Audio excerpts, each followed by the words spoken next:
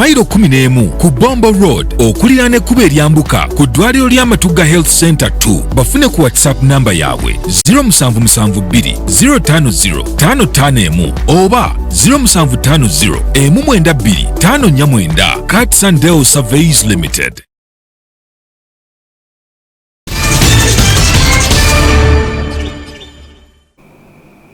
Good morning, Sol TV. Tubaniriza natera enchaliro mu program Omunyu Kumacha. Program Omunyu Kumacha yo egenderera maaso tuzene sawa ebyobufuzi ne byobukulembeze ng'ewagirwa aba Cats and Dale Surveys Limited abagamba nti boboteeke kagula ettaka oba okola projects ezenjawulo okutaka yitayoko bakuyambeko bakakasente ettaka lyogenda okugula lazima tuufu ate bakuyambe okufuna ekyapa bapunte etakalyo bakakase ebipimo nti byebyo n'ekirala bakolere transfer forms mpozi bobo yagala gula era bakuguze ettaka ne plots. Awuliriza nawe atulaba ku Sol TV tukubuuzaako nti wasiza otya ssebo nyabo eyeekuumidde ku munnyo. Amanyizo tusima Apollo kulabika nti nkutwala maaso mu programu eno tunulire ku mbeera nga bweri erudda luno ate n'okwongera okwekaanya ensonga. Tusanyukira nnyo bannaffe abafunye ebirungi ebitatambudde bulungi ne tubasabira tukulisaayo ababadde mu mazaalibwa ga Ssaabasajja Kabaka ag'omulundi ogw'enkaaga mu mukaaga era ne tutwala omukisa guno gwennyini okuyozaayoza Ssaabasajja wa Kabaka wa Buganda Ronald Mwenda Mutebi owookubiri nti yoga emyaka nkaaga mu mukaaga egy'obuto. Tusanyukira wamu n'Obuganda n'eggwanga lyonna okutwaliza wamu. Nkwaniriza munaffe ali ku Sol TV ensonga ya kafyu ekyali nnyo ku mwanjo era munaffe atulaba twongera okujjukiza nti ekiragiro kya kafyu kikyaliwo. Waliwo bibadde bitambula ku mikutu ebibongesebwa erudde eyo nti kafyu olw'ensonga y'Abayisiraamu banaffe abatandise ekisiibo ne omwezi ogwa Ramadan nti kafyu obuulyawo agiddwawo bwayongezeddwayoko naye munaffe atulaba tukujjukiza nti ensonga oba ekiragiro kya kafyu kikyaliwo. Tulindiridde okulaba His Excellency the President kikyanaatutegeeza ku nsonga eyo oluvannyuma lwa Ssaabaminisita olunaku lw'eggulo okujja mu Parliament n'ategeeza ababaka ne Parliament okutwaliza wamu n'eggwanga okutwaliza wamu nti President yajja okutuwa oba yajja okusalawo ekisembayo ku nsonga eyo eya kafyu. So akola emirimu ali ku byokola manya nti essaawa bwe ziwera 3 ez'ekiro oba ez'akawungeezi oli waka. Kale embeera bwetyo bweri tujja kwongera okubitegeera mu mawulire gaffe ne programs eziddako mu maaso eyo. Nkyaleero tusazeewo nti ate tunule ku mbeera y'abaana baffe okusingira ddala abayizi. Tukimanyi bulungi nti abayizi aba ekibiina ekyomusanvu bamaze okukola ebigezo era bali waka. Tukimanyi nti abayizi ab'ekibiina ekya siniya ey'okuna nabo bamaliriza okukola ebigezo byabwe ebya O level bali waka. So nga ate mpozi n'ab'ebibiina ebirala okuva ku P1 actually ne nasale okutuukirira ku P5 ye P4 bakyaliko waka. Mu mbeera eyo nga tulindiridde okulaba ministry ne n'akakiiko akakwatibwako ensonga za COVID-19 kiki kye banategeeza ku kiddako. Waliwo embeera eno ey'okuba nti abayizi bakyali waka bateekwa kutegekebwa, bateekwa kufuna okulungamizibwa okw'enjawulo. Actually nga ebibiina nga biguddwawo oba nga amasomero gaguddewo olw'ebibiina eby'enjawulo ku mitendera egy'enjawulo, abakugu bavayo ne baga nti kyandibadde kirungi, kyandibadde kituufu okutegekera abayizi bano ababadde bamaze okumpi omwaka omulambe waka.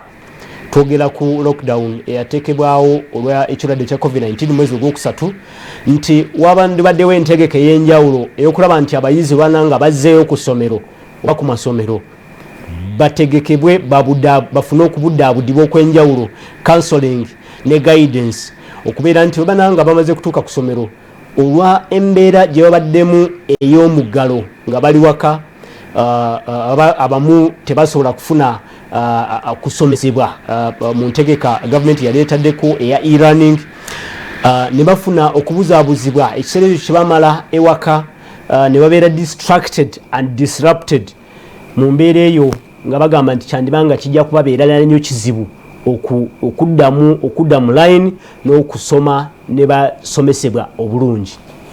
Then abamu kyenzijukira obulungi nti abayizi abasooka okuddayo ku masomero baali finalists oba candidates zaali October nnaku z'omwezi 15 ne baddayo ku ssomero, abalala ne basigalako ewaka.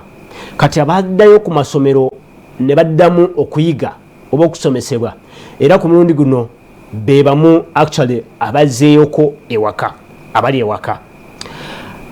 Kyentegeddeko nti oluwumula luno ate lwandibanga lujja kuba luwanvuko okusinga ku holidays endala zetumanyi. So twogera ku bayizi abamaze P7, twogera ku bayizi abamaze senior 4 abali ewaka mu kiseera kino kyennyini. Bategekeddwa batya mu kiseera kino okulabika nti oluwumula luno baluyitamu bulungi, tebafuniddeemu bizibu. Twabirabako mu bigezo bino bya senior 4 ne P7 abayizi abamu nga batiini bazaalira mu bigezo byennyini, abalina embuto actually ndowooza bali babiri betwalabako mawulire nga bafunye embuto nga bazadde mu biseera bino ebyebigezo byennyini. Ekitegeeza nti obaoliwo waaliwo ekyabulawaawo okutegekebwa n'okubuulirirwa mu biseera ebya lockdown n'ebiseera ebya oluwumula nga luno lwe tulimu olunaku luno olwaleero. Ne tutegeka nti obaoliawo tufuneyo abantu abasobola okwogera n'abayizi bano abali waka mu kiseera kino kyennyini, tubategekere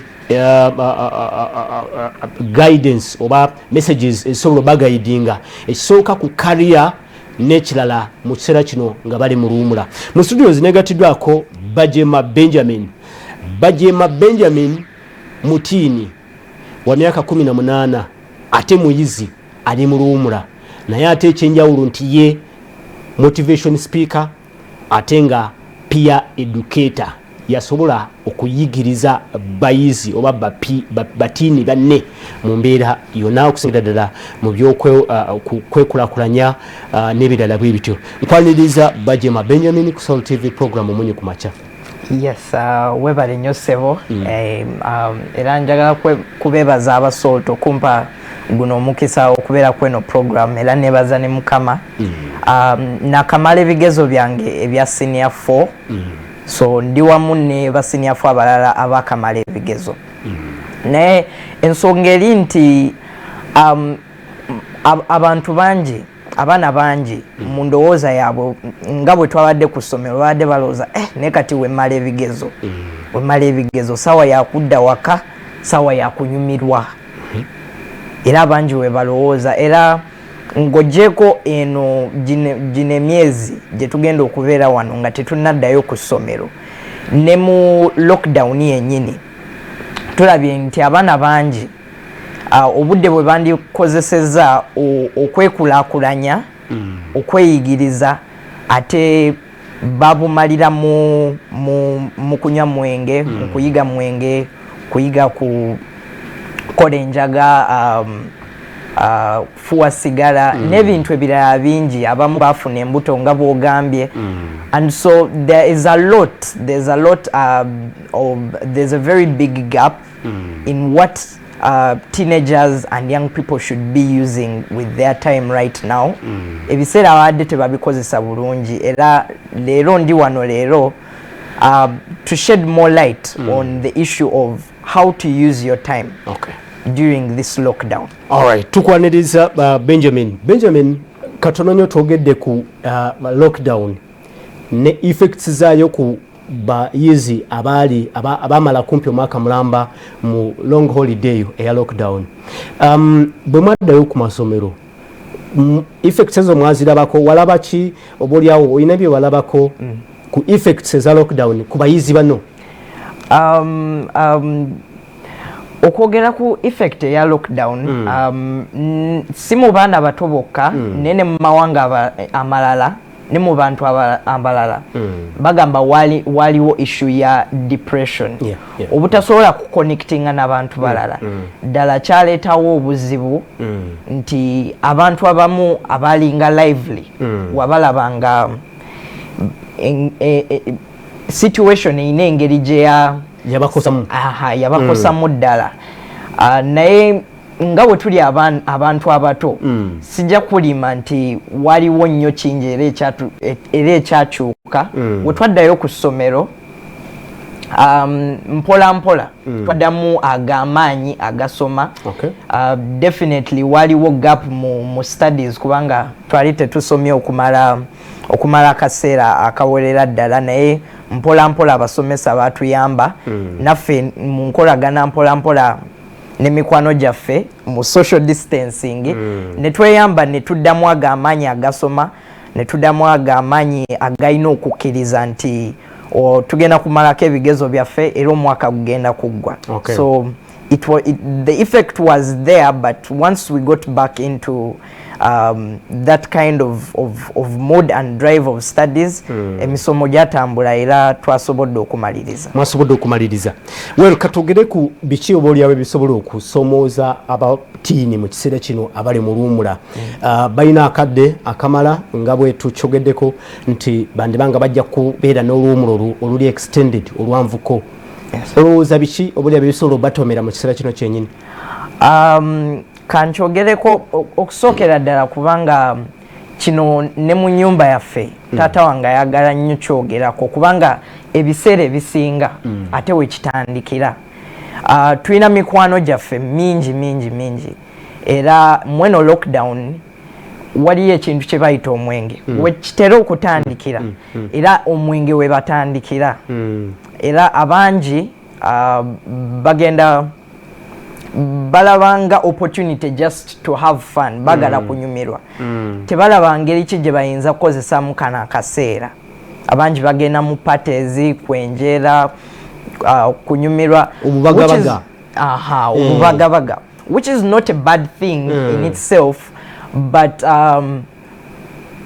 basically endowooza nti eno holiday yonna eno vacation yonna yekyo and kyenakayiga mu kaseera kati ke tuli mu post covid times era njizeeyo ebintu bisatu mu post covid times ekintu ekisooka tulina okubeera flexible ne Musumba Bugingo kino ekintu akyogeddeko nnyo mu programu y'emisingi mwasomesa personal development embeera gye tubadde tumanye enkadde tekyaliwo era enkola enkadde ebintu ebimu ebisinga ebikadde engeri gye tubadde tubimanyiimu bikyuse nnyo era tulina okubeera open minded tulina okwewa chance okulaba engeri endala ebintu gye babikolamu ekyokubiri nti ebintu kati bino tebiri attached to age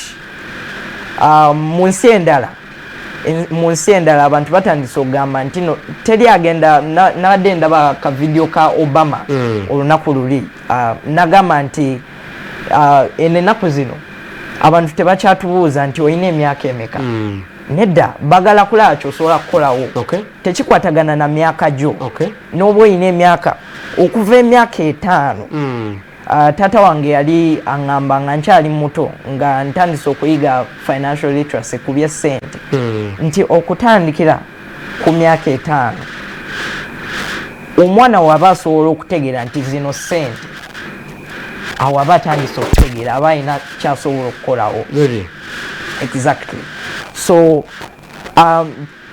ekyokusatu kyenakalaba nti olina okuva mu comfort zone yo abantu bangi tubadde tuli used ku ngeri ebintu gye bibadde bitambulamu then omwaka gumu ne gujja ebintu just ne bikyuka abruptly so a lot of teenagers out there, a lot of young people out there are very prone to drugs during this time. They are prone to smoking, sexual immorality and so many other things. Ebintu bingi bebagenda okugezesa nsonga lwaki kubanga bayina akaseera kangi ate tebamanyi ngeri ki gye bagenda kakozesaamu. Okay, Benjamin, kitandika kitya kuba gwe oyogera ku experience obolyawo gy'obaddemu oba gy'oyiseemu oba gy'olabyeko n'amaaso go kitandika kitya omwana okuba nti ayonooneka setting eya famire bucha abazadde oba ne bagenda ku mirimu then ne bamulekako ewaka naye ate abali serious babeera bamanyi nti oteekwa kukola kino mu kiseera bwekiti revision sawa bweziti oba mwetaaga kulaba ku tv oba obudde bwe buti kitandika kitya omwana okwonooneka n'asangibwa nga oba oliawo ne mumaka ag'abalokolo oba ag'eddiini anywedde omwenge agenze mu bikolwa ebyobukaba n'ebirala bwe bityo kitandika kitya oba oliawo ensonga eyo etandikira ddala n'omuzadde taata wange agamba buli lwasinkana omuzadde amugamba nti abazadde bangi ekigambo okwagala kigambo love batera okisiperinga nga money mane sente naye nze kuva dda kubanga ndi muto taata wange kyeyasacrificinga n'agamba nti newankubadde mbeera bize newankubadde mbeera n'ebintu bingi ebyokukola omwana wange njamuwa kye bayita time njamuwa time omwana yeetaaga time kati kirabe bwoti omwana omuleka eka nova batera okuvaawo nga esawa bakeera nnyo abazadde tusimbula 12 ez'okumakya 12 oluusi 11 oba 11 oluusi 11 nemukomawo leeti tukomawo saawa 4 omwana takulabako tatera kulabako waba kulabyeko oba okooye tulina nagwogera so omwana wabeera eka asiiba na mukozi omukozi amuyigiriza ki okitegeera ekyo wagenda ku ssomero asiiba ate yemu ku nsonga ate lwaki abaana ennaku zino babeera mu boarding nze taata takkiriza mu kintu eky'omwana wa primary okubeera mu boarding omwana omuto emyaka egyo akola ki mu boarding era akakaseera kali mu boarding buzibu ki obuli mu boarding kuba oyinza okuba olina experience eyo buzibu kyawo ekisookera ddala nti omwana emyaka egyo byonna byeyandisinze okuyiga biva ku ggwe muzadde kati nze ng'omwana wa form 4 owa senior 4 owa senior 3 owa senior 2 owa senior 1 tekirina effect nnene nnyo wembeera mu boarding naye omwana omuto akwata mangu so environment gyakuliddemu byasingira okushapinga future ye yonna kati byandiyigidde ku ggwe ng'omuzadde gwasiiba buli kaseera ng'okola ate kituufu omulimu oteekwa okukola kyo kituufu naye kati byandiyigidde ku ggwe kati ate agenda kuyigira ku metron anaamuyigiriza ki I can't think of many things that a matron can really teach omwana wo ebigenda omukulaakulanya okuggyako ebintu ebitonotono ebya discipline ne hygiene ebigenda omuyamba naye kati ebyo osobola biigira n'awalala so many parents spell love for their children as money tebakyasobola nakujja ku vidi akuba n'agamba enkya vidi yagondi naye oba tumusindikireyo $5,000 oba tumusindikireyo mmeka tetujja kusobola kujja naye tumuweeyo zino so omwana akuze nga interaction yo naye byandiyize ku business yo byandiyize ku time management byewandimuyigirize bigenda omukulaakulanya ate talina waabijja kubanga abeera na mukozi tagenda biigira kumusomesa kubanga omusomesa asinga kusomesa byasomesa academic ate tagenda biigira ate ku metron ate gwayongera omuteeka mu ssente Benjamin talk about your experience gugambye nti muzadde wo teyasobola kuwa money naye akuwa time how is it sinti muzadde wange teyasobola kumpa ssente teyeemphasizinga nnyo ekintu kya ssente ya emphasizinga nnyo ekintu ekyokumpa time ye nanjigiriza byamanyi natambula nange ye first seminar gye na attendinga yali Pakaswa Forum eya yali 2013 2014 nensisinkana omu ku mikwano gye Dr. Sudhir Parelia nenfuna ne opportunity esinkana nenfuna ne opportunity esinkana Dr. Charles Mbire chairman wa MTN kati ebifo byonna okuva ku olwo lunaku ebifo byonna byentambudde ne taata wange buli lwafuna akaseera agamba mwana wange jangu tulabe kino jangu tulabe kino omulimu waba agenda ku mulimu ebiseera ebisinga ennaku zino takyagenda nange kubanga yamanyira nti Benjamin amanye ekyokukola kubanga mbaddeyo emirundi mingi nnyo. Yes, and the biggest benefit I got from my father's time okubeerawo kw'omuzadde wange kwa taata wange nti yasobola to introduce me to many okunyanjula eri some of mikwano gye abamanyi business abamanyi ensi bwetambula. Exactly.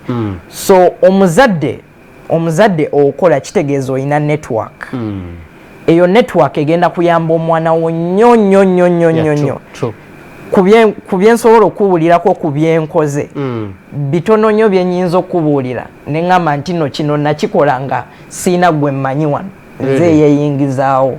Networking is so very important. Kola network ey'abantu abagenda okuzimba n'abagenda okuzimba omwana wo. So for a parent to introduce his or her children to his or her networks, business networks, social networks, is fine and it's good. It is very very good for them. Kubanga ebintu ebingi byenjize ku mirimu, ebintu ebingi byenjize ku ssente era mbiyize ku bo. Ate sinti alonzemu networks z'abano abalowooza ekitono nedda antwalira ddala eri omuntu akoze eyeezimbye era ayina picture ya future ye. Era ensonga lwaki antwala nemba sinkana abo abantu ayagala nange nfeedinge ndye ku kye balya. Bagamba abantu luyimba oba mbulira gwoyita naye nkubuulire empisa zo. So the people you hang out with abantu b'osiiba nabo kiragira ddala engeri gye weeyisaamu. It shows your results, it shows the kind of person you are. So yaŋŋambanga nti fuba nga bw'osobola ebiseera byo bimalenga n'abantu abeekulaakulanya. Omanyi lwaki? Kubanga nawe ojja kwekulaakulanya. Tosobola kubeera na muntu yeekulaakulanya n'otuula obutuuzi oti. So Benjamin, you spend your holidays, you spend most of your time with your parents. Kyoyagala okugamba nti gwe ebiseera ebisinga gubimala ne bazadde bo. Is that possible? Kisoboka omuzadde okuwa omwana obudde bwe butyo? Kati twogere ku ekyo. Yes. So I didn't spend most of my time with my father, but when he got time and he would make that time. Kyenjagala okugamba abazadde nti mukola akaseera. Akaseera kituufu tekalyawo naye tekateka kubeerawo naye omwana omwagala era oyagala akulaakulane. Kolayo akaseera ne omuba muli ku mmeeza nga mulya sapa. Yogerako naye mubuuze kiki wakoze leero, kiki wayize. Enkya tugende ku mulimu fembi. Alright. So TV tuli mu program Omunyu ku Makya yegenda maaso. Tuline Bajema Benjamin mutini wa miaka 18 ate muyizi akyali yakamaliza senior 4. Tumubuuza ku biki obulyawo byasobola okugabana ne bayizi bane ab'emyaka gye. Kirungi nti ye musomesa peer educator ate n'ekirala nti public speaker oba njogere muyite motivation speaker. Mu ntegeko eyo abayizi nga bali waka tulowoozeza nti oba olyawo kyandibanga kya mugaso okufuna omutiini asobola okwogera olulimi lwe bategeera obulungi era bwe tunava mu kuwummulamu tujja kubanga tumubuuza biki ebyasobodde okukola biki byasobodde okukozesa obudde bwe obw'oluwummula obwa holidays ekyo n'oboolyawo kinakuyambako gwe omuyizi ali waka oba omuzadde okumanya ki kyosobola okukozesa obudde buno okulaba nti omwana wo afunamu ekinene okusinga okusitula ku TV n'okweyonoona. Katugende mu kuwummulamu bwe tukomawo awo enyini wetandikira tova ku Soul TV.